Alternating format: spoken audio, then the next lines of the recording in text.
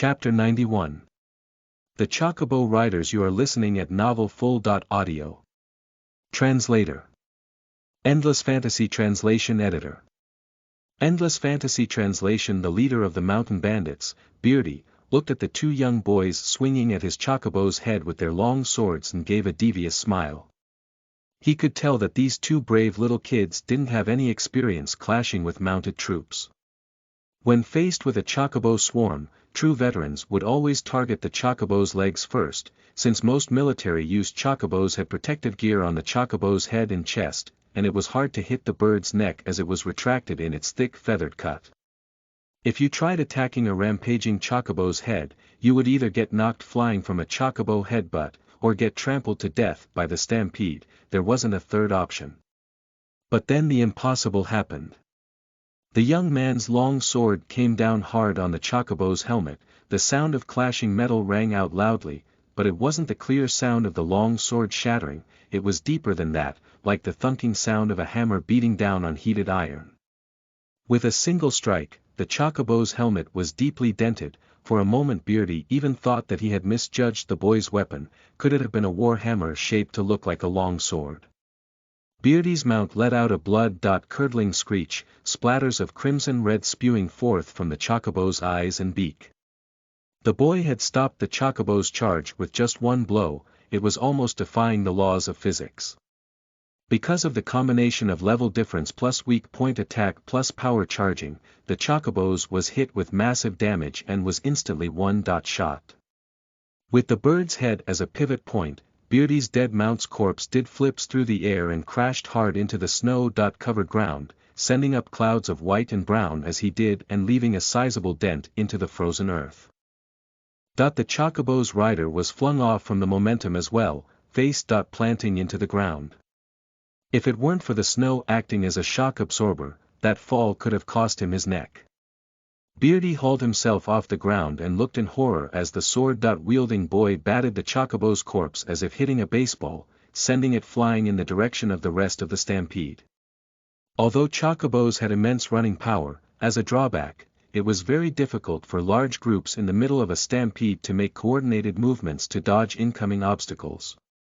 So the rest of the chocobo riders fell like bowling pins, one crashing onto another as the whole herd fell into chaos.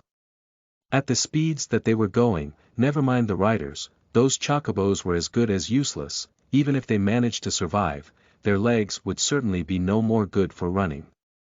Some of the chocobo riders managed to dodge Beardy's mount, avoiding the fate of their brethren, but they sacrificed a lot of speed in the process. Even a chocobo charging at full speed came to a screeching halt after a single attack from the kid. After losing their momentum they would be no match for the youngster's attack. They would have to rely on their agility to avoid being instantly taken out. This wouldn't do. Beardy was getting worried, using all of his strength to get out of the snow pile he had formed. The few lucky chocobo riders were being taken out by the boy one by one. An already weakened enemy like him was basically a sitting duck. He had to do something. A flash of determination crossed Beardy's eyes.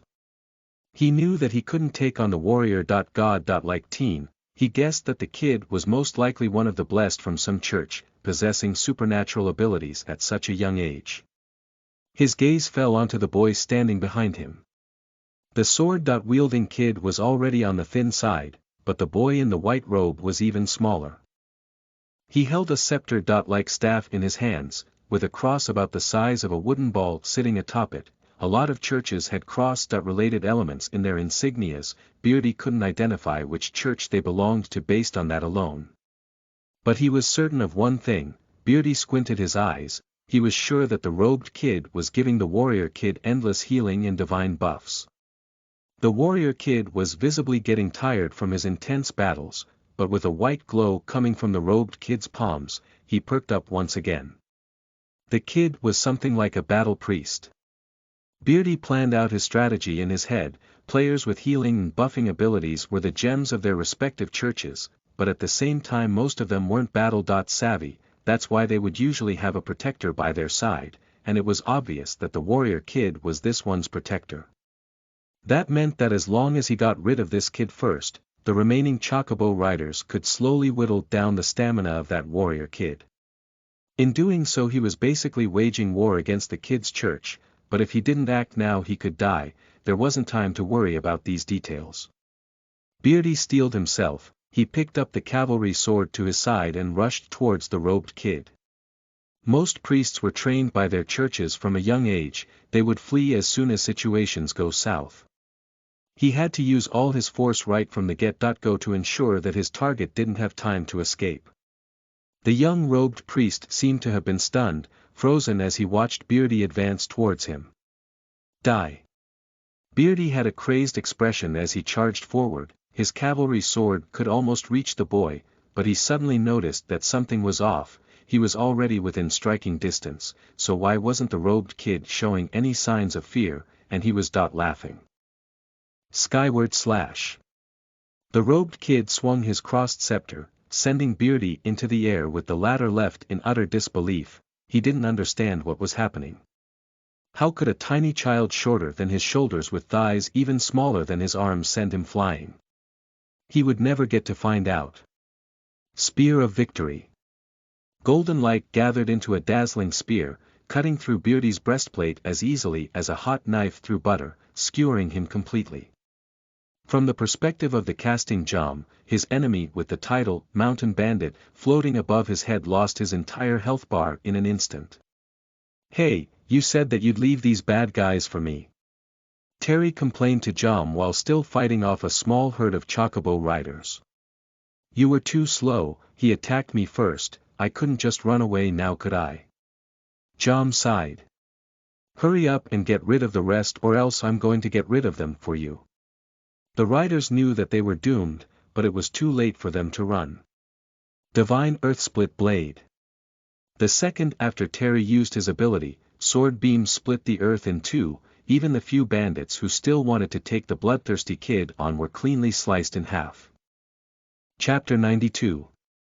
Save the children. You are listening at novelfull.audio. Translator. Endless Fantasy Translation Editor. Endless Fantasy Translation. When the villagers finally peeked out to see what had happened, they found Jom and Terry rummaging through the snow. The once calm snow-covered mountainside was now covered in craters and dents, patches of the ground were now uncovered revealing strange marks and bloodstains. It looked like it had been the site of a huge war. But the strange thing was, there were no bodies. Aside from the two young men still alive and well, the scene was completely devoid of a single Chocobo or mountain bandit's corpse. Did not a single enemy die? Then what was all that clashing about, and what happened to the ground? Was that just a mock battle? Don't worry, we just have a special way of handling corpses. Jom could guess the villagers' concerns, standing up and handing the village elder one of the items that popped out of the Chocobo. See. This is the meat left from after we dealt with the Chocobos. The village elder stared blankly at the slab of bird meat in his hands. So what exactly did you kids do to have this be the only remains of a large Chocobo? No need to thank us, we don't help others for the glory, but if you have some sort of enchanted blade you wanted to give us, well we would be glad to take it off your hands. Jom could see the many questions churning inside the minds of the villagers, so he decided to lay down his terms and conditions. Had a question you wanted answers to? No problem, just hand over the good stuff first. If you don't have anything to give, I'd suggest you save your breath. The village elder let out a long sigh. Now you've gone and done it. He passed the cold bird meat in his hands to the middle-aged hunter next to him, not waiting for the hunter to say anything before entering cutscene mode with Jom and Terry, explaining to them what they had done. Those scavenging mountain bandits aren't too difficult to deal with, we have the best huntsmen in our village, even beasts like the Dragonfang aren't a problem for us let alone a few bandits. No, the problem is that these bandits are part of something bigger. Something bigger. Like the Society of the Secret Eye. Hearing what the elder had to say, Jom was instantly excited. If this went on, maybe he could activate a new quest. The Society of the Secret Eye. What's that? The old man just looked at him in confusion, he let out a dry cough. No, nothing like that. The story starts 2 years ago. Back then the mountain bandits got lucky and made a deal with a barren giant on the brink of death. It was a massive earth-elemental monster. After the barren giant had healed, he became the protector of the mountain bandits. Traps couldn't bind him, arrows couldn't pierce its skin, even the holy core of the Garden of Grains were no match for it. With you two killing so many mountain bandits, it will surely come to seek its revenge. The elder let out a long sigh before continuing, we must seek shelter in another village for the time being. How about this, you two can come with us. With us here, the people in the other villagers will accept you as well. That was what he said, but Jom knew what the village elder was implying. He wanted the two of them to act as their free bodyguards. You guys are the victims here, so why is it that when your home is threatened, you choose to run away instead of fighting back? Terry blurted out before Jom could respond. Terry looked at the other villagers, but none of them had the bravery to step up and protest. He was more than displeased. Read comics on our webnovel.live. You don't understand, the elder said sadly. Our neighboring village had tried to fight back against the mountain bandits, but the bandits just came back with that barren giant in tow. Everyone in that village was utterly decimated, the village itself was burned to the ground, the fires raged so brightly that we could see it from here. When we rushed over, the only thing left of the village was a dog hiding in a water tank. As the elder told his story, the people of the village silently parted, giving Jom a clear view of the village entrance. There slept a sickly grey Shar-Pei dog. He had thought that it was just a stray, who knew that it had such a harrowing backstory. Then you guys run, Terry and I will stay here and buy you guys some time. Jom offered. He wasn't interested in being the bodyguard of these villagers. Compared to that, facing off against those mountain bandits was much more suited to his tastes. Even dying in the hands of mountain bandits would be better than having to chauffeur these guys. You. The elder just let out a sigh and shook his head. He figured that the two kids would do what they wanted to regardless of his advice, so he didn't say anything, turning to lead the villagers back into the village so they could pack. Jom, I get where they're coming from, but this sucks, Terry said in his frustration, sitting down onto the snowy ground. Just kill another bandit later and let it all out, Jom replied. Do you think we'll be able to beat that giant? Terry asked. His mood seemed to brighten up while talking about the giant. I've never seen a giant in real life before. L.RG, I haven't either, but we probably can't beat it. After all, we can't even beat the black-robed bishop in the raids. This giant's definitely gonna be stronger than that guy. Terry scrunched up his face again, letting out a whine, so I'm gonna have to lose the experience points I've just gained. I think it's a little late to go get reinforcement from town. Oh. Speaking of which, I remember hearing something about a system update. Jom muttered, "Oh Master of Games, grant us new life," and opened up the system's menu to check. Here it is, the new player forum. What does it do? Terry huddled over, but found that he couldn't see Jom's system's menu. I think you can use it to communicate with other players. Is this a tutorial from the great deity himself? Let me see. First I need to create a new post. And I have to title it. Terry, what do you think we should name our post? Looking for help? Jom asked the opinion of his best friend. My butt's cold. My butt's. No duh, your hot drinks effect has worn off and you're sitting in a pile of snow, of course it's cold. Give me a serious one. What about bandit problem? It sounds too formal. Plus if there isn't any reward, people might not come to help. Jom sat cross-legged in the snow and thought for a moment before a stroke of inspiration hit him. I've got it, we'll call it Save the Children. You can upload photos here too. You go lie in that ditch and look like you've just been defeated. I'll take some photos of you. But it's so cold. After we're done I'll treat you to some fish soup. Deal. Chapter 93. The first post. You are listening at novelfull.audio. Translator. Endless Fantasy Translation Editor. Endless Fantasy Translation, Save the Children, we need help. Shi Wei almost laughed out loud when he saw the title. Although he didn't abuse his powers as a deity to watch his players' every move, almost all of each player's actions are recorded in the Pantheon computer, so he could check on them whenever he wanted to. He didn't expect that the first post in the new forum he created, excluding his original post, would use so many buzzwords already. Hello everyone, I'm Jom. I'm sure a lot of people without set raid teams will know me. That's right, I'm the melee cleric that knows Skyward Slash. The winds blow gently on this snowy day, clouds cover the sky for miles, blah blah blah. The start of the post felt incredibly stiff. It was like someone trying to write a letter for the first time. It was obvious that the young player who had written the post put a lot of thought into it. The wording was quite weird. Long story short, while my friend Terry and I were off exploring new regions of the map, we were attacked by enemies called Mountain Bandits. They are a group of low-level enemies who were extremely cumbersome to deal with. To protect an innocent village, we had no other choice but to engage in a vicious battle with the enemy, and in the process, my best friend Terry fell victim to countless inhumane acts. It's sort of like, click to view image, and, click to view image, and also, click to view image.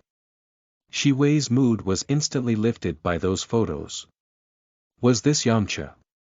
T/N Yamcha dying in a pit is a meme in China. According to the information we have gathered, the enemy will once again attack this village. There might even be a giant among the enemy forces. I hope players who are free can come assist us in defending this poor village. As a reward, the village elder has said that, after all is done, we are free to take anything we want from the village. Shi Wei looked at the history records and found that the village's elder said that they were moving, so the items in the village would have been free game anyways. The location is a village in a small valley about 15 to 20 kilometers north of the town. I hope everyone can come lend a hand. John put a lot of effort into composing the post, so Shi Wei wasn't planning on exposing that fact. Actually, he had decided to stay completely out of the situation. He wanted to see how players would react to a quest that wasn't given out by him.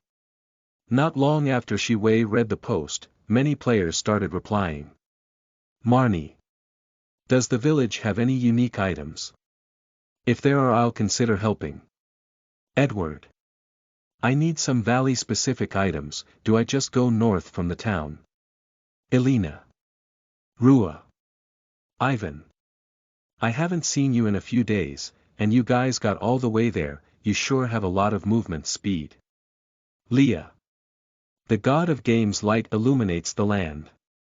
Doug AG. Do you have to praise the god of games in these posts too? Ivan. The god of games is really then.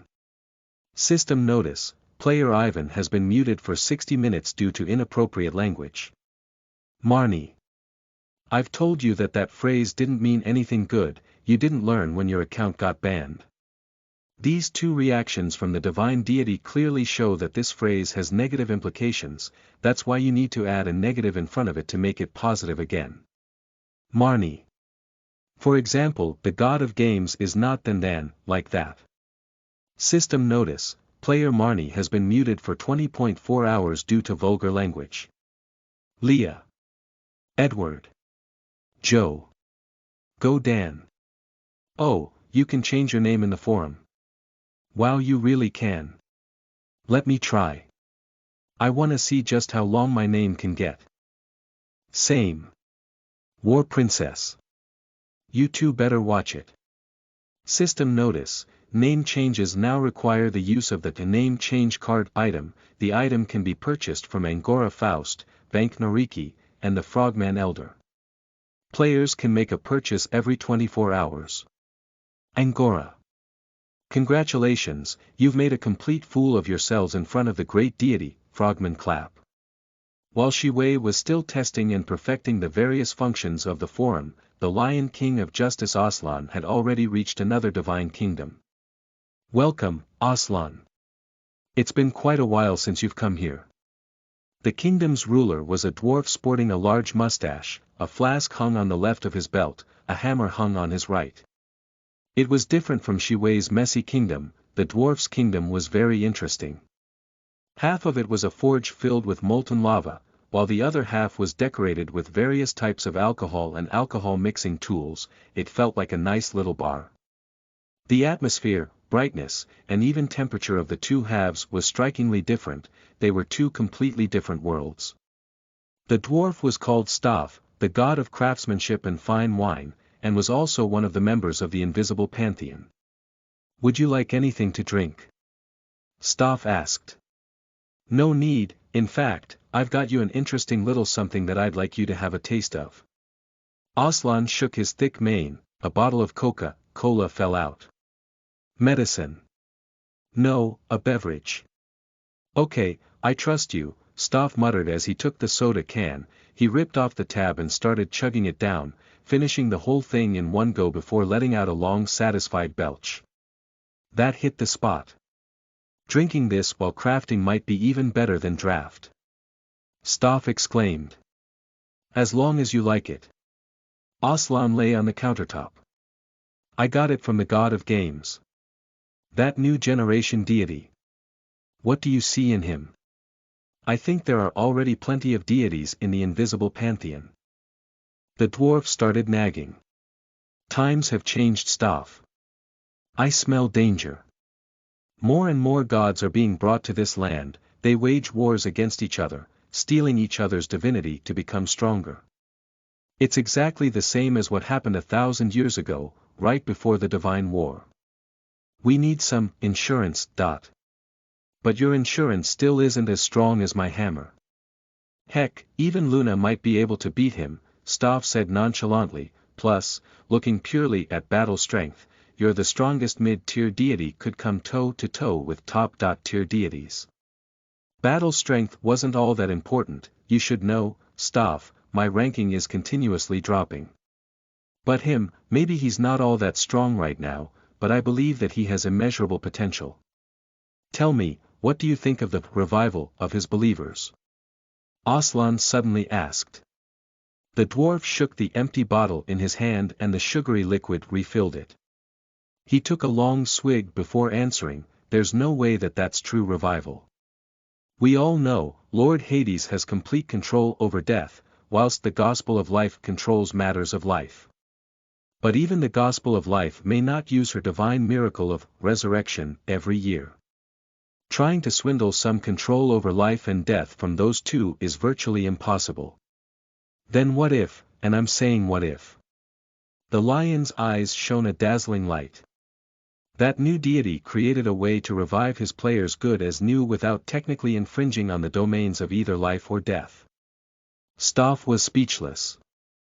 If that's so, he could possibly bend the very fibers of reality to his will, and watch down over all of existence with the Trinity of creation themselves. Chapter 94. Used to dying. You are listening at novelfull.audio. Translator. Endless Fantasy Translation Editor. Endless Fantasy Translation, is this forum thing really going to work? After the photo shoot, their model Terry was staring quizzingly at Jom while his friend was doubling over with laughter as he read the comments.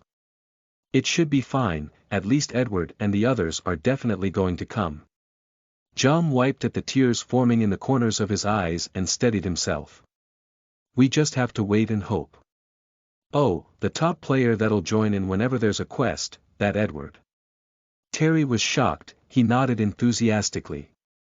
"Then we're golden." "Don't get too excited," setting whether or not they can beat the Baron Giant aside, even finding this place is going to be difficult for them. Jom didn't think the situation was all that optimistic. He looked up at the gray sky. "And that's if it doesn't snow." Having had his parade thoroughly rained on, Terry stopped talking, sitting down in the snow and continuing to munch on his crisp bread. Jom had wanted to talk about their upcoming battle a bit, but after seeing Terry happily chomping down on his snack, Jom was feeling a bit peckish himself. After the battle he had gone through, the food he ate during the banquet was completely gone. He should fill his stomach before he went into battle. Pre-battle nerves didn't really exist among players, so they had no problems with eating before a fight. Jom was just about to start on a jerky biscuit he had found when he felt someone behind him. He whipped back to see the middle-aged hunter from before standing right in front of him. You two really don't plan on leaving? The hunter didn't notice that he had startled Jom and started speaking when he saw him turn around. Terry, who was previously completely oblivious of the other's presence, choked on the crisp bread he was eating, dropping what he had left and thumping hard at his chest. After confirming it wasn't an enemy, the title villager still floated above his head in a neutral yellow color and there wasn't an enemy health bar, Jom finally calmed his nerves. We've already made our promise, old man, Jom replied seriously. If you want us to go protect your other village, I'll have to politely decline. If they were up against mountain bandits they'd at least get some experience for their efforts, and if they got lucky and were able to defeat the Baron Giant with the help of their friends, they might get something good out of it. Compare that to chauffeuring these villagers. Since there weren't any new quests or anything, those villagers probably didn't plan on paying them back, and Jom and Terry weren't fans of free labor. My name's Joey Arbiter, but you can just call me Joey. Fine, Uncle Joey. We'll watch your six here in the village and stall those bandits for you guys to buy you some time. Seeing that Joey had something to say, Jom quickly added, don't worry, us staying here will do you guys a lot more good than if we protected you on the road. That's not what I mean. The hunter Joey was getting annoyed. What I'm trying to say is, could you two please think about yourselves? What? Seeing the huntsman so aggressive, Jom had thought he was in for an argument. I'll admit that you two are strong, but with so many bandits, plus the strength of a Baron Giant, there's no way you can win. The hunter was at a loss for words. Staying behind is a death sentence, are you? Are you not scared of dying? Death. We're already used to it. Jom softened his expression and answered calmly. Even if they couldn't revive themselves, even if their entire team was wiped out, they'd be up and running just 3 days later. Being trapped in the small black room for 3 days is pretty rough, but now as long as they were still able to read through the forums, 3 days was nothing. Joey was stunned. He thought of himself as having seen it all. Every time something good was hunted up in the village, he was the one who brought it to the neighboring city to sell. He could easily read someone's expression. That's why he was sure, when this Jom kid was speaking, he wasn't joking. He didn't fear death at all, his face was calmer than a lake on a sunny day. So that's how it is, I should have known. Joey was vexed. He had heard from some friends back in the city that a few churches put children through inhumane trials and tests to train them to be able to receive divine blessings. They threw young children into the cruel jaws of war with only the barest of survival skills, pushing these innocent kids through the stages of maturity with blood and iron, strengthening their wills and weeding out the weak so they may eventually become the heart of the church. And these two kids were probably living such a life. They were still so young, and yet they showed the battle prowess of a worn veteran. They had grown accustomed to matters of life and death and viewed the prospect of dying as an everyday matter. How many vile, barbaric acts did they have to witness to be able to think of death as nothing? Have they witnessed countless of their friends die? How many times have they had to crawl back up from the brinks of their demise? Or have their souls been clawed empty from their unspeakable trauma? Maybe the reason they walked headfirst into doom was because death was their only escape from this savage reality. Thinking of their traumatic past, Joey couldn't help but feel sorry for them. You don't have to do this, children should be allowed to act like children. You should never treat death as an escape, come with me. From now on it's okay if you live a normal life, I will protect you. Thus, the fatherly love spilled forth from Joey, declaring to Jom and Terry with all his heart, let us rebuild a family together. If you'd like, you can call me Dad, too.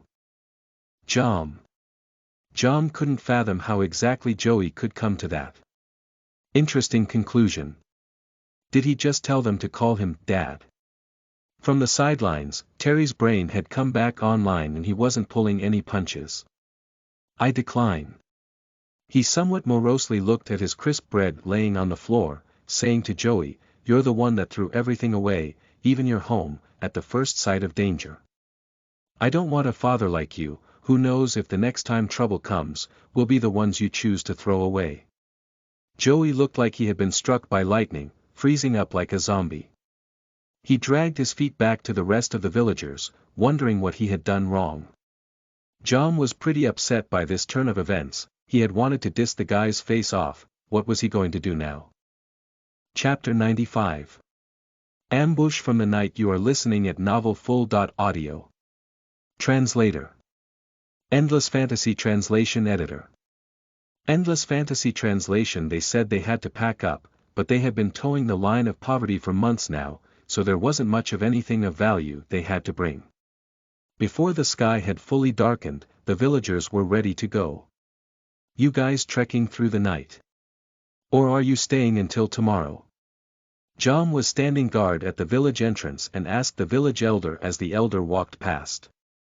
We leave immediately, the village elder replied without hesitation. Although the bandits most likely won't come back that soon, I am responsible for the lives of my villagers, and thus we must leave as soon as possible.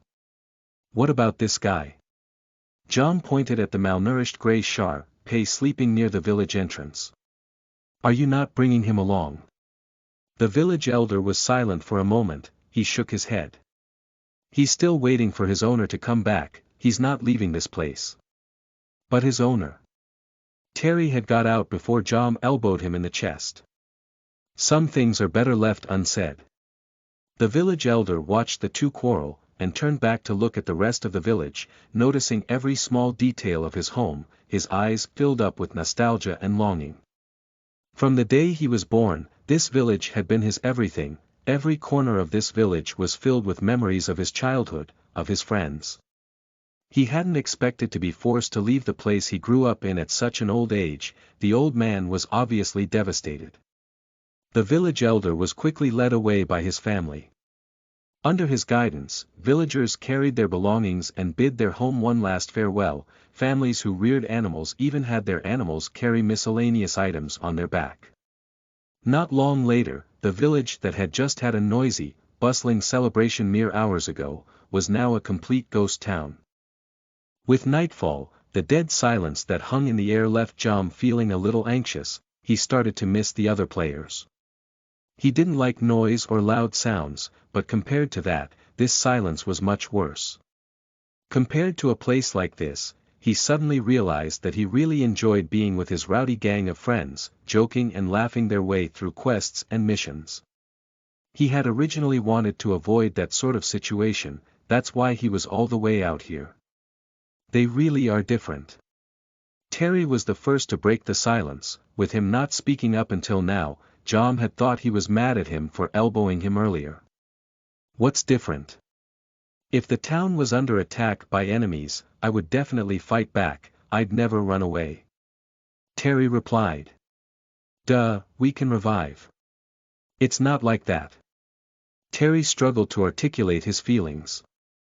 Even if we couldn't revive, even if we only had one life, I wouldn't let our town get destroyed by some bad guys. I wouldn't let them wreak such havoc. John gave the situation some thought, and found himself, though not as determined as Terry was, he would still feel horrible about not protecting his home. He would do what he could to help, that is to say, even if there weren't any rewards and his equipment would lose some durability, he would still die about 3 times to the enemy if it meant protecting their town. Even he didn't expect to care so much about an ordinary little town. Even so, we're in no position to judge the decision of those villagers.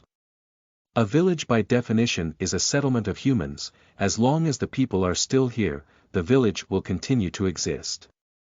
So to protect the people, giving up the village was the right choice. John let out a sigh and tried to change Terry's mind. I get what you mean, but they just gave up their home without any hesitation. It just sucks. Terry knew what John was saying, but he just couldn't understand who would do such a thing. John was a little dejected. With Terry's IQ, John all but gave up trying to come to an agreement with him. Wait, John, do you hear anything? Just as John was coming to terms with his less than bright teammate, Terry's expression went from confused to alert in a second. John jumped a little, noticing that there was some noise closing in on them from afar. At first Jom had thought it was some players, but he realized that the sound sounded nothing like players' footsteps, so he thought it was the villagers coming back to protect their village after coming to their senses, but after the sound got closer, he realized he was completely wrong. It's the sound of chocobos, the mountain bandits' second wave of attack is coming. When Jom went to alert Terry, his friend had already guessed they were enemy units, quickly unsheathing his long sword that never left his side. Compared to Terry, Jom was thinking about a lot more. They hadn't let a single bandit go during their previous fight, their enemies should have been completely wiped out. Based on general knowledge, the rest of the mountain bandits had to notice that no one had returned, realize something had gone awry, and then send people to reconfirm. The whole process should have taken at least a day's time, but the sun had just set and their enemies were already back. This meant that either the mountain bandits could remotely supervise their members' conditions and noticed that something was wrong when their previous wave of enemies were killed, or that the mountain bandits' hideout was extremely close to the village. Regretfully, neither option was good news for Jom and Terry. The ground's still stable, there doesn't seem to be any large creatures. Jom tried to give Terry a smile. At least their trump card hasn't come. But there's a lot of people, from the sound of it about 30 riders. No, it might be around 50, that's 5 times the number of people from this afternoon. Terry was troubled, with so many enemies, it would be difficult to fight them all off.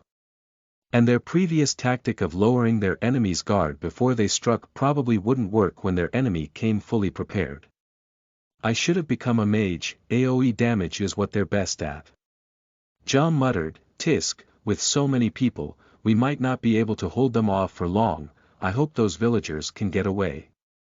Just as the first chocobos entered their line of sight, an arrow whistled past Jom and Terry, landing itself squarely in front of the chocobo rider, causing the mountain bandit to instinctively pull on the chocobo's leash to stop it in its tracks. Jom and Terry turned to see where the arrow had come from, finding that the villagers had returned. With Joey leading them, they wore pots and helmets and had farming equipment as weapons, each sporting a battle-ready expression. If we were to let 2 kind and innocent children die whilst protecting our abandoned home, we would forever live our lives in guilt. Joey knocked an arrow with practiced ease, shouting loudly, although we are weak, we will give everything we have to protect our village. Everybody, charge! Charge! Chapter 96. Emergency Class Change. You are listening at novelfull.audio. Translator. Endless Fantasy Translation Editor. Endless Fantasy Translation. Although they had support from the system, players still grew at a much faster rate when compared to NPCs, but Jom and Terry still weren't that high. Leveled, they still had a long way to go before they reached the level Extraordinary, unbound by the restrictions of the mortal plane. Jom and Terry were happy that the villagers rushed back to help after changing their minds, but really, they couldn't help that much. With weapons from the Stone Age and non-specific equipment, the cavalry units would completely overwhelm their foot soldiers. After their initial shock from the sudden appearance of the villagers, the mountain bandits once again began their charge. Most of the villagers were only equipped with hoes, sickles, and pitchforks as weapons and had basically zero armor. A few hunters had bows as weapons, but even then the bows they used definitely weren't made for battle. They were relegated to expendable minions on the battlefield, only useful to distract the enemy or to exhaust the enemy's stamina and resources while Jom and Terry dealt damage. It was sad, but that's the way things worked. Don't come over. Jom had no choice but to command the villagers. Find cover, those with bows fire at will, those without shouldn't group together either, you'll make easy targets. There was no other choice. This was the real world after all. Even with the system's auto-targeting, most abilities still needed the player to manually aim at themselves. As a warrior and cleric duo, Jom and Terry didn't have any real AoE damaging abilities, but skills like Divine Earthsplit Blade could easily hit more than a single target. Even players would sometimes get hurt by friendly fire from the explosive abilities of their teammates, and these yellow titled neutral villagers weren't under the protection of the system. Although the villagers didn't really understand Jom's reasoning, with the mental stress of so many enemies barging towards them, they all followed Jom's orders without question, all seeking cover to hide behind save a few hunters continuing to fire their arrows. With the power of many times more chocobos than there were during the afternoon, the snowy landscape was covered in a cloud of white dust. Under the gleam of the moonlight, their army looked even more formidable. Jom's eye twitched, his hair stood on end as he felt magical energy coming from behind enemy lines. "Careful, they have a mage." As he said those words, a fireball erupted from within the herd of chocobos. Terry wasn't able to dodge in time and took a direct hit. Along with the intense booming sound, Terry was flung into the air with a spray of snow, landing hard on the ground and rolling a few feet away before he came to a halt. Terry struggled to lift his head while lying in the snow and coughed out a puff of smoke. "You could have told me earlier." Normal cavalry units were already a pain to deal with, but they didn't expect them to have a mage within their ranks, and with a casting speed that fast they were probably a high-level mage too. Just who were these mountain bandits? Jom couldn't help but wonder. As he did, Jom glanced over to Terry and noticed that even though the explosion looked pretty intense, it didn't pack too big of a punch. Terry still had more than half of his health bar left. Even so, Jom quickly tossed a health potion to Terry. Terry saw and quickly jumped up to catch the potion midair. He chugged the potion down with big gulps, letting out a satisfied burp when he finished. Somehow, Jom felt like he was just cheated out of his potions. But as things were, they didn't have time to care about these details. "I gained a level a while ago and finally got to level 15. I was going to wait to see if there were going to be any new class changes released, but I guess this will do." He took out a small pouch and accepted the class change quest on his system's menu. There was only one class clerics could change into, and that was the Aquatic Angel. Ding! You have activated the class change quest, Aquatic Angel, explanation. Through much training, you are now ready to receive the blessings of the ocean, but before that, you must possess the ability to hear the ocean's voice, as well as sign a contract with the powerful, beautiful, and mysterious beings of the sea. They shall lend their aid to you in your future conquests should you decide to call upon them. Requirements: 1 listening conch, 1/1, 10 skins of oceanic beasts, October 10th, 30 evergreen kelps, 30 30ths, 1 length of coral, 1/1, 1 red freshwater cuttlefish, 1/1, rewards. 1 cloak of the ocean, class-specific equipment, does not take up an equipment slot, Infinity Oceanic Contracts, 1 coral pen. Note: quest items can be found by exploring the Grey Fjord port area. Everything's already prepared. Jom took out a small pouch from his bag filled with his already prepared quest items. Since there were already quite a few players who had already reclassed to Aquatic Angel, the items required to complete the quest had been circulating through the cleric players. A couple of these items were difficult to find too. For example, you'd think a length of coral would be easy to acquire, but the system only accepts coral with very specific dimensions. Still, most cleric players held on to a set of these items regardless of whether or not they planned on reclassing, just in case they needed them. This, Jom felt, was definitely a case that he needed them. The mountain bandits let fly a few more fireballs, all flying towards Jom and Terry. Even if they were able to roll out of the way, the shockwave from the blast would still knock them off their feet, leaving them to be trampled by the oncoming chocobo stampede. Even though they looked cute, the chocobos boasted a hefty 200-something kilograms of weight beneath their feathery exterior.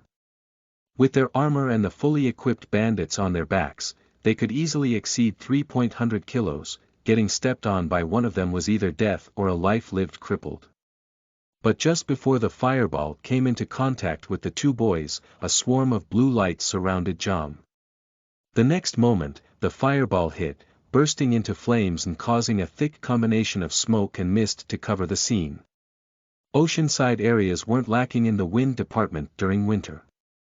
Valley winds swept away the smoke and mist, uncovering what had happened. Appearing from behind the fog was a huge clam. Just in time. Jom spat out the bottle in his mouth and let out a deep breath. He had seen a recent wardrobe change. Around his neck was now a scarf with blue and black stripes. If you looked closely you could even see a scale dot-like texture on it.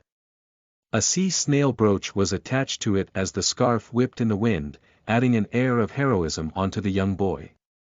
His white robe didn't change much, but he had an extra pouch attached to his belt containing the coral pen and his oceanic contracts.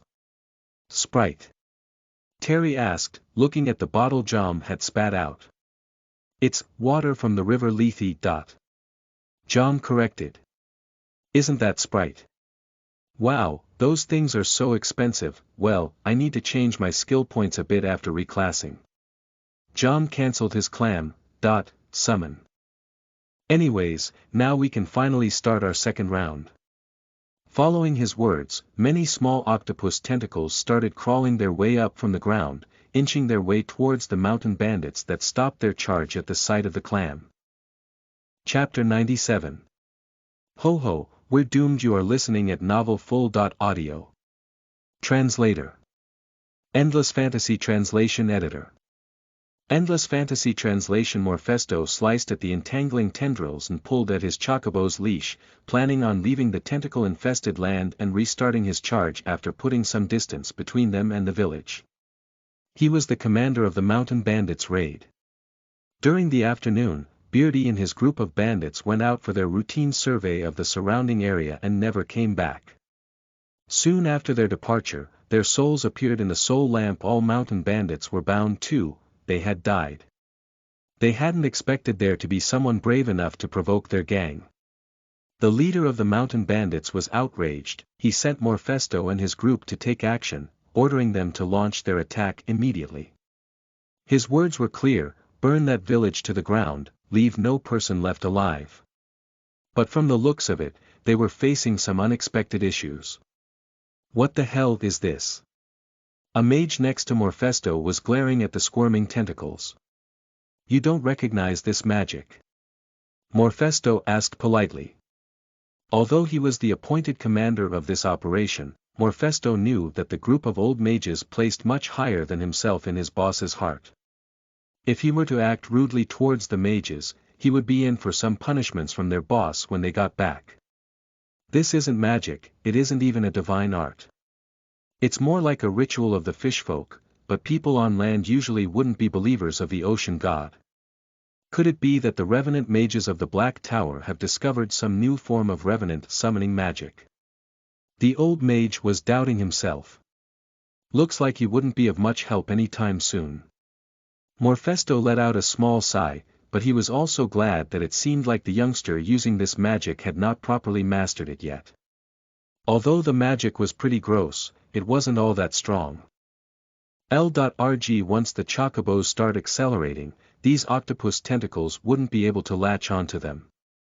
Even so, during their confusion, the other sword-wielding kid had already rushed into the swarm of tentacles, easily cutting down a few unlucky riders who couldn't free themselves in time. In just a single charge, they had already lost a tenth of their men. Morphesto knew he couldn't underestimate the two kids.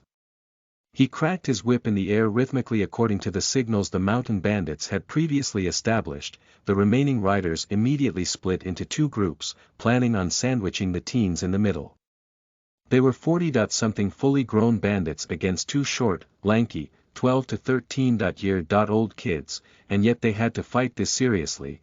They would become laughing stocks if anyone else knew. But Morphesto knew that some people in this world didn't play by regular rules. He had seen such a monster in the holy city of Instan before becoming a bandit.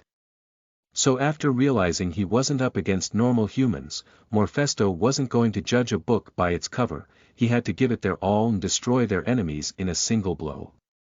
His decision was proven to be correct. The two kids were extremely powerful.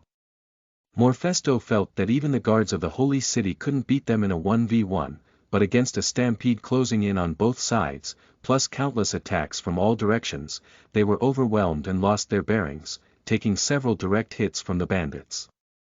The kid that could summon weird aquatic creatures seemed to have a limit of how many summons he could have at a time. After confirming this fact, they weren't too hard to beat. Don't kill them, I want to make them my test subjects for my soul experiments, a few of the mages ordered. So Morphesto had to hold back his bloodlust and let his other riders continue wearing them down and look for openings to land a few more non-lethal strikes, making them lose a lot of blood so they couldn't fight back. What he could understand was how these two were still standing. Their bodies had obviously taken a beating, and with how much blood was drenching them and the ground beneath them, they should be passing out any second, but they weren't even showing any signs of fatigue. Actually, aside from the original burst of blood from their wounds somehow started to eerily look like they were only drawn on. Morphesto couldn't even order any of his men to go capture those meddling villagers. As soon as fewer people were on them, it was possible that the teens would take the opportunity to retaliate. Maybe they should start negotiating instead. Just as Morphesto was planning his step, the bloodied cross-wielding kid suddenly leaped towards the casting mage, ignoring the multiple stab wounds on his body, and swung the cross in his hand, skyward slash. The mage didn't have time to react. His chocobo was sent flying out from beneath him at an absurd angle from the cross's strike. The mage naturally fell from his mount, landing heavily on his back. The next moment, the sword-wielding kid rushed up to, jumping over the several riders, pinning him and skewering his long sword through the mage's skull. D****, wrong guy, this blabbering one isn't their leader. After the two finished off the mage with a single combo, the cross-wielding kid looked at the rest of the unflinching mountain bandits and let out a groan, the boss is someone else. They had wanted to kill off the leader in one blow so the other fighters would lose their orders to turn the tide. No, before this, how did they even communicate and formulate such a strategy? If they hadn't communicated, how would it be possible for them to work together so perfectly? Morphesto was getting worried. This wouldn't do.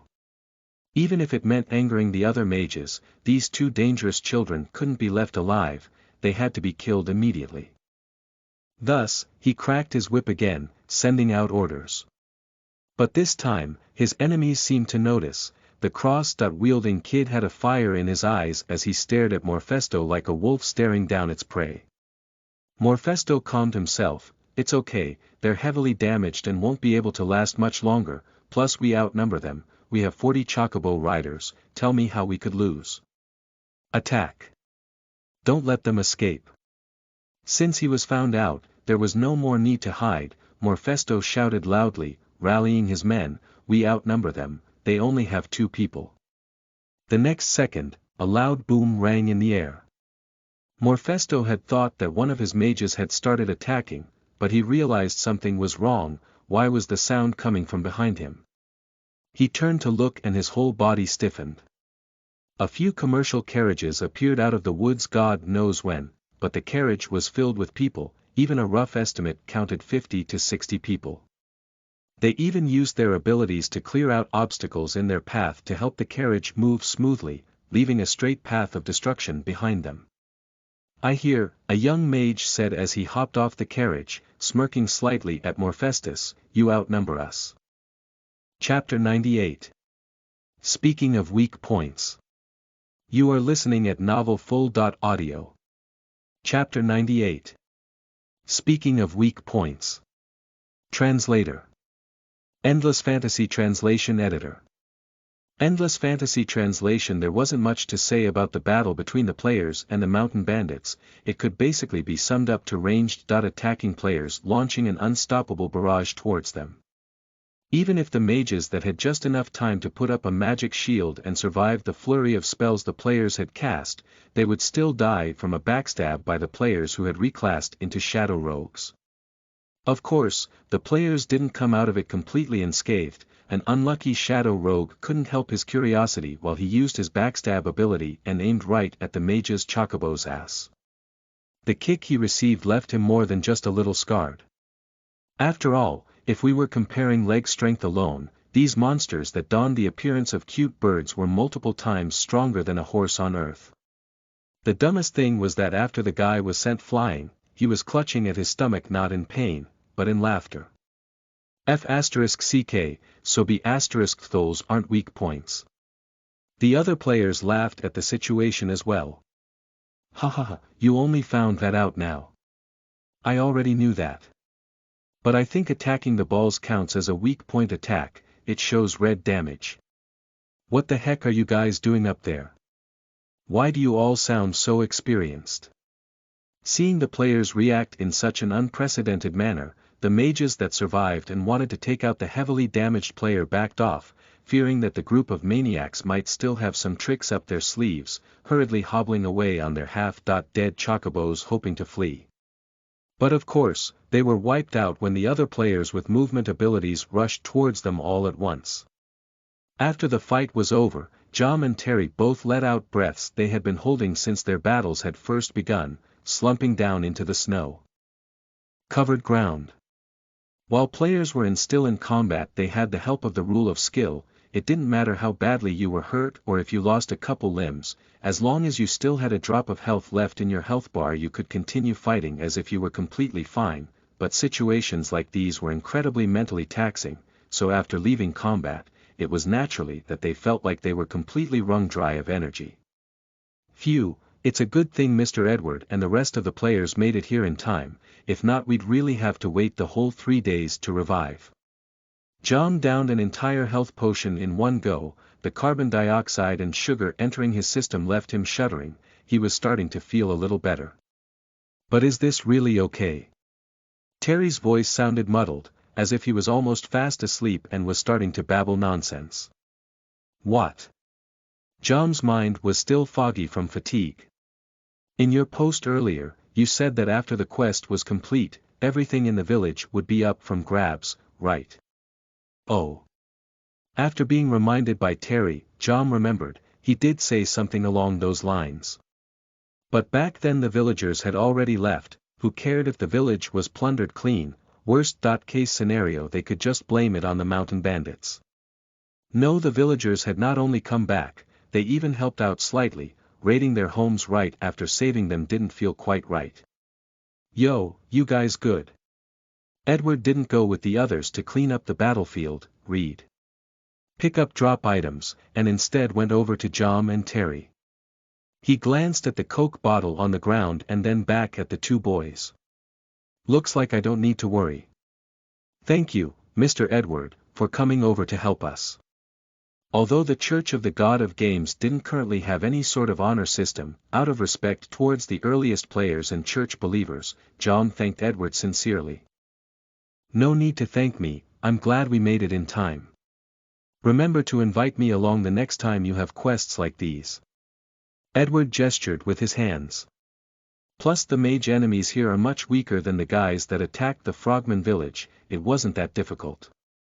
It's natural that we made it on time, we spent more than a few pennies to borrow that stingy Uncle Marnie's convoy. Go Dan shook his head from the side.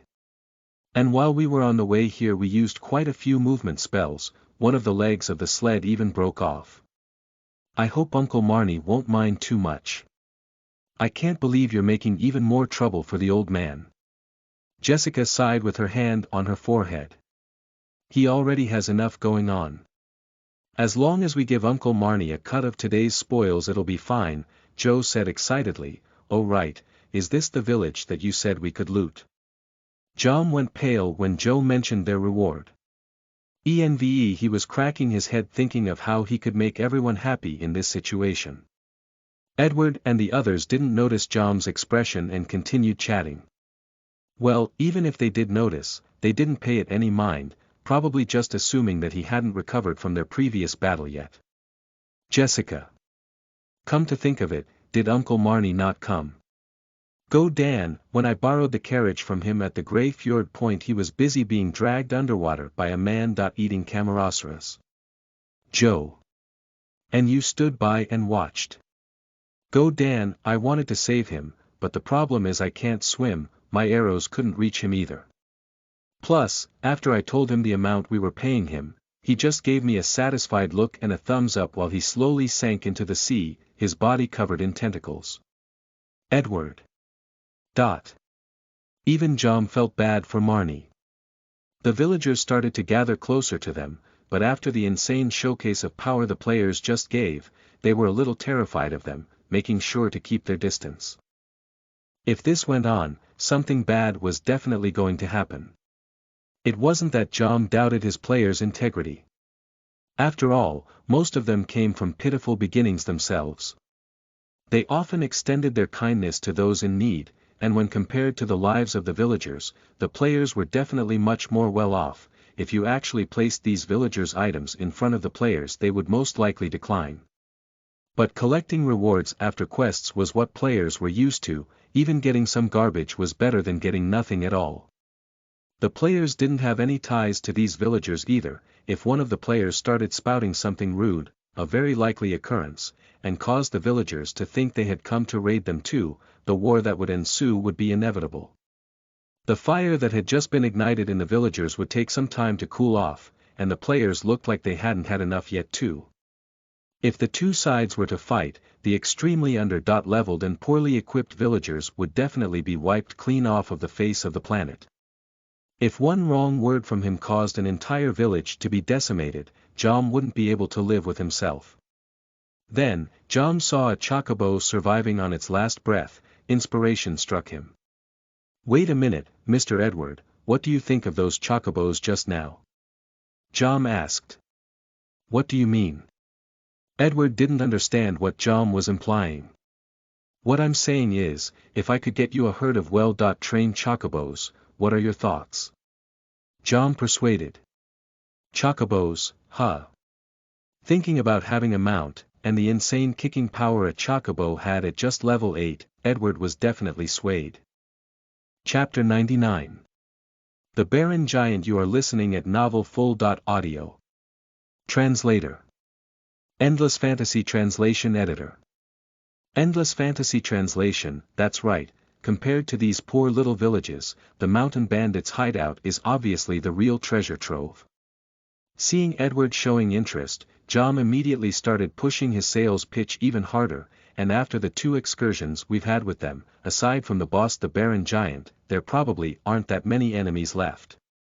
Indeed, the 2 battles they had in the afternoon and at night had already dealt with roughly 60 enemy units, and all of them were healthy young men. Even the largest gangs had a limit to how much power they could possess. Too big and there would be too much fighting and too much commotion, they would be culled by the surrounding churches. Although the mountain bandits had a track record of beating the holy core of the Garden of Grains, that didn't say much about their strength. The holy core of the Garden of Grains had basically the worst combat strength among all large-scale churches. I mean, you couldn't expect a group of farmers without any supernatural blessings to be all the powerful, could you? This also caused their strength as a whole to not be all that imposing. Even though they had many believers, the god of the harvest was still stuck at the edge of the greater gods, unable to advance to the status of divine father. That's true. Do you know where the mountain bandits' hideout is? Edward wasn't a hothead that made rash decisions. He immediately asked Jom for more information. Jom went mute.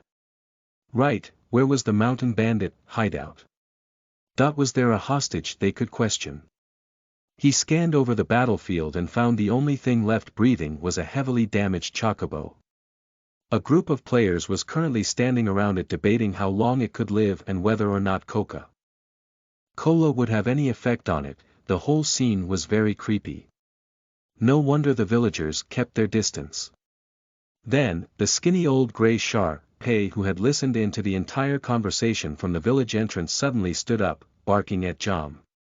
"Where's the dog from?" Go-Dan furrowed his brows, feeling that the situation had more than meets the eye. The Shar-Pei ignored Go-Dan, continuing to bark in Jom's direction. Jom was confused before coming to the realization of what it was trying to do. "You want to get revenge for your owner?" The Shar-Pei didn't nod, but it stopped barking and started sniffing the ground. A moment later it ran off in the direction the mountain bandits came from, turning around to bark at Jom after running a few steps. "Let's follow it." Jom quickly told Edward and the others the story of the dog. Thus Edward made his decision. The other players decided to tag along too. They had come all this way in hopes of being able to take down a boss, so there wasn't much point in them staying in the dinky little village anyways. Most of the villagers stayed at the village, but a few hunters followed the players with Joey leading them. "We're going to go duke it out with the Baron Giant, why are you lot coming?" Terry asked Joey as they followed the dog. "You'll just get in the way." He was a straightforward person and didn't try to hide what he wanted to say, putting his thoughts clearly right in front of Joey and the rest of the hunters. "You guys are too awful, you'll only hold us back while we're fighting the boss if you follow us. I know we probably won't be of much help." Joey stayed silent for a moment. He had realized that his original assumption about the kids was probably wrong. The two boys weren't kids who had been thrown into war when they were just children, their personalities weren't cultivated from endless torture and bloodshed either, they were cultivated by these gang of weirdos in front of them who could laugh and joke while they were on the way to face a foe infinitely stronger than them. These people were definitely weird, some of them were obviously quite interesting characters, but from what Joey could see, they were undoubtedly good people. Jom and Terry would definitely be better off with these people than they would be with him, so he wasn't going to mention adopting them anymore. "But at least we can watch you fight from the sidelines, and if anything goes south, we can rush back to the village to get them prepared." Jom looked at him and didn't speak. Terry didn't continue shooing them back either. The other players didn't really care much, they were just a few neutral units, and their levels were so low, whether they were there or not didn't really affect the outcome at all. When the players got to the mountain bandits' hideout with the Shar.Pay's lead, they found that they might have underestimated their enemy a little. The mountain bandits' hideout was built on a cliff. Maybe built wasn't exactly the right word, because they dug out the midsection of the cliff and made the hollowed-out portion their hideout. The players raised their heads to look at the bandit hideout and started discussing their plans of attack. Some players even uploaded pictures and updates on their current situation onto the forum, letting players who couldn't make it be able to join in on the discussion and share some of their thoughts. When the players got closer to the hideout, a huge unassuming chunk of rock beneath the cliff suddenly came to life, swinging its car-sized rocky fist in their direction. "This is the Baron Giant." Jom, who was standing in the front, easily dodged the enemy's sluggish attack and felt that something was off. Although the rock man had incredibly high attack power, his fist made a sizable crater in the earth. Anyone who got hit would immediately become a pancake, but its speed was way too slow to pose any sort of threat to the players. Soon after, the health bar and name appeared above the attacking rock man. Stone Golem, Elite, Level 12, following that, many more stone golems emerged from beneath the ground, a rough count gave them over 10 of these monsters. "These things look like the Baron Giant's underlings, we need to get rid of them before the boss comes." The highly experienced monster hunter in Edward came out, immediately starting to command the other players to attack these golems. These high attack, high defense but extremely low speed stone golems were no match at all for the players, most of them were quickly taken out, leaving only a few left standing. Obviously the people designing their security system didn't expect their stone golems to be taken out so easily. When the last stone golem was just about dead, a rhythmic vibration resonated through the ground. Thud, thud, thud, thud, then, a hand several times larger than the stone golem's entire body placed itself on the top of the mountain, pulling up a terrifying shadow previously hidden by the steep cliff walls. It was a monster almost 30 meters tall, almost as tall as the cliff. Its weight was hard to estimate, but it shook the earth with every step it took. It was a super creature that could turn trees into powder without even trying and rival the likes of mythical dragons. It was a monster with a humanoid form, but its body was covered in craggy rocks and its skin was tougher than castle walls. Aside from a large gray eye on its face, it didn't appear to have any other organs. The Baron Giant. Chapter 100. The Proper Ways of Provocation. You are listening at novelfull.audio. Translator. Endless Fantasy Translation Editor. Endless Fantasy Translation. Shi-Wei almost swore when he saw the Baron Giant. At first, he had just thought that the villagers didn't know what they were talking about, calling some earth elementals like the stone golems a Baron Giant. After all, besides the mountain giant, the Baron Giant was the most popular earth elemental among humans. Even the smallest mountain giants were a couple 100 meters tall, so there was no chance of mistaking it. That's why a lot of humans instinctively called larger stone golems barren giants by accident. But barren giants usually lived in dry places like deserts where water was hard to come by. They never came close to the ocean since the extra moisture in the air could cause them discomfort. So Shi Wei never expected their enemy to actually be a barren giant. Things aren't looking good. Barren giants were true creatures of myth. A fully grown barren giant could easily come toe-to-toe with a regular dragon. The barren giant that appeared before his players hadn't fully matured yet. It was still in between the stages of adolescence and adulthood. If it were a Digimon, it would probably still be at the rookie stage. Even so, it had enough strength to best even a group of extraordinary level players. Not only that, the barren giant was also the sacred creature of the Lord of the Peaks, and the Lord of the Peaks was himself the sub-deity of the Earth Weaver, one of the 7 divine fathers. No wonder I haven't seen it. As the sacred creature of the Lord of the Peaks, the barren giant possessed some of the deity's divine power as well. It was similar to the divine protective emanating out from the churches located at the hearts of large cities. The barren giant had a barrier hiding it from Shi Wei's divine eye. Shi Wei had originally planned on not interfering with the quest to train up his players, but with the appearance of the barren giant, he didn't even have the option of helping them. After all, the battle between the players and the barren giant was completely conducted on a personal basis. In the eyes of the Lord of the Peaks it was basically a dogfight. Even if his dog died during the altercation, he wouldn't do anything about it except blame his dog for being too weak. As a deity, who didn't have tens of thousands of dogs at their beck and call, save for newer deities like Shi Wei. These high and mighty deities weren't going to stoop down to the same level as dogs. But if Shi Wei interfered with the battle, it would be as if he killed the dog right in front of its owner. Getting on the owner's blacklist would be inevitable. Shi Wei had the protection of the Justice Lion Aslan, so he wasn't scared of the Lord of the Peaks, but the Lord had a protector of their own, and a divine father no less. If those web novels had taught Shi Wei anything, after taking out the small ones, their much stronger people behind them would come back for revenge. Even with the lion's help, they would end up as dead meat.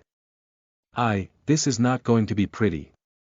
All Shi Wei could do was obediently watch his players from his kingdom. Whatever, it'll teach them a lesson. Let them know that players aren't invincible either. Even so, Shi Wei did still think about what would happen if his players won. Although the chances were slim, what if? And so, he pulled the rotten bones out of his blender and broke off its pinky toe with a clean crack, shoving the skull back in once he was done. Next he used the leftover divine properties he got while digesting the aquatic lord's divinity to try and soften the rotten toe bone, wanting to make a piece of golden legendary equipment. It was the first piece of legendary equipment he had made. He was sure his players would love it, that is, if they could get it. Things aren't looking good. Edward came to the exact same conclusion as his deity did. The 30-meter tall and several thousand-ton heavy barren giant was terrifyingly powerful. It was at a far higher level than the bosses their players had faced before at level 50, it was even in a completely new rank, Overlord. Even the Rotten Bones Archbishop they previously fought was only ranked as a boss. Aside from the very few defensively specialized players, all of their players would be instantly one-shot if the giant so much as grazed them, if not for the multiple cleric players that came with them on their journey barely being able to resurrect everyone as soon as they died. The players on their side would quickly start dwindling. Even still, it was just a matter of time for when they would lose. They dropped experience with every death. If they ran out it would be game over, and not every player had enough in their reserve, plus if their clerics were killed en masse, their frontline would immediately break. Besides that, the damage their players were outputting on the barren giant was almost negligible. 10 to 20 players had been continuously wailing on the monster for quite some time, and yet the stone giant's health bar was still 9/10 of the way full. L.RG, we can't beat this thing, we have to retreat. Go-Dan realized that all his arrows were deflecting off their opponent's rocky skin, shouting his concerns to Edward, I can't even break its defenses. Read more chapter on freewebnovel.com. Edward went silent as well. Indeed, this barren giant was unlike anything they have ever faced before. Their players' abilities and revival skills couldn't bring them to victory. Edward furrowed his brows. No, although their abilities and revival skills couldn't help them win alone, without the two, their players would all already be dead. Revives gave each player more time and more opportunities to damage their enemy, and their abilities helped them chip the giant's health down little by little.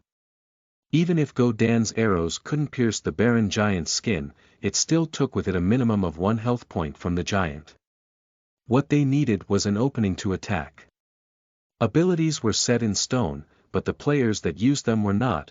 If they could use their abilities correctly, it could be possible that they would create unexpected effects. Its eyes could be its weak point. Joe, can you and the other warrior players get the giant's attention for a bit? Thus, Edward picked himself up and started commanding the other players. Try to get it as far away as you can, we need time to prepare. Got it. Hey, rock for brains. Joe and a group of warrior players tried to use provoke on the barren giant, but they were all obviously ignored. The barren giant was not mature yet, and it wasn't as bright as it was strong. It wasn't completely immune to Shui's laws of the game, but it wasn't completely controlled by it either. A classic example of this was that crowd control abilities like provoke had no effect on it. A player successfully used air launch on it, but they obviously weren't able to launch the colossal beast. At this rate, they wouldn't even be able to gain aggro, let alone lead the thing away. It was then that Joe saw a stone golem starting to self-regenerate out of the corner of his eyes. He had an idea. He quickly rushed over and jumped on top of the stone golem. Elemental creatures were hard to kill, but it wasn't so for these players. It didn't matter if you were an elemental or whatever other monster, if you had a health bar, you were going to be killed. Joe grasped his sword firmly with both hands and imbued his familiar spirit into the blade. He slashed down hard, and with a loud clunk, the stone golem stopped regenerating. A tight web of cracks started forming on its body before it crumbled into a pile of pebbles. The barren giant stopped its advances towards the mages and clerics. Joe gave it a very overdramatic apologetic look. I'm so sorry, was that your aunt? Seems like I accidentally killed her. The barren giant slowly turned its head, the single eye on its craggy face staring straight at Joe.